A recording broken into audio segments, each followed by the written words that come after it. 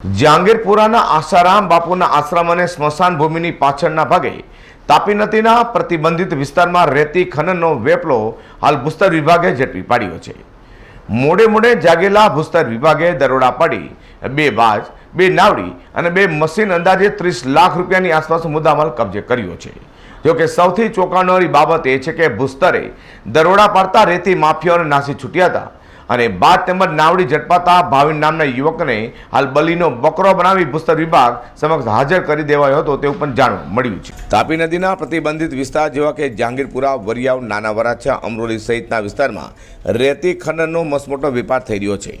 ઘણી વખત તો ભૂસ્તર વિભાગના અધિકારીઓ આકસ્મિક ચેકિંગ માટે નીકળે છે, પરંતુ રેતી માફિયાઓના ખબરીઓ ચારે તરફ ફેલાઈ હોવાથી અધિકારીઓ સ્થળ પર પહોંચે તે પહેલાં જ બાતમી મળી જતા નાવડી, બાજ, ટૂંક, રેતી સહિતની વસ્તુઓ સગયોગ્ય કરી દેવામાં આવે છે। જોકે ગત રોજ ભૂસ્તર વિભાગના અહેસાન અલી સહિતના કર્મચારીઓએ જહાંગીરપુરા સ્મશાન ભૂમિની પાછળના ભાગે દરોડા પાડ્યા હતા, જ્યાંથી ખુલ્લેઆમ રેતી ખનનનો વેપલો ધમધમતો ઝડપી પાડ્યો છે। ભૂસ્તર વિભાગે સ્થળ પરથી 2 બાજ, 2 નાવડી અને 2 મશીન ઝડપી પાડ્યા છે।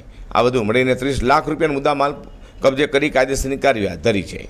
આ ઉપરાંત બાજ અને નાવડી ભાવિન નામના વ્યક્તિનું હોવાનું પણ માલુમ પડતા ભૂસ્તર વિભાગે તેની સામે કાયદાકીય કાર્યવાહી કરવા તજવીજ હાથ ધરી છે।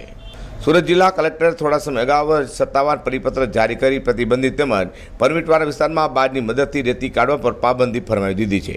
એટલું જ નહીં, પ્રતિબંધિત કે પરમિટવાળા સ્થળે બાજ વડે રેતી ખનન કરવામાં આવે તો સીધી ફોજદારી રહે કાર્યવાહી કરવા આદેશ પણ આપ્યો હતો। તે પોલીસ ફરિયાદ કરાશે કે મામલો રફેદખે કરી દેવાશે તે જોવું રહ્યું।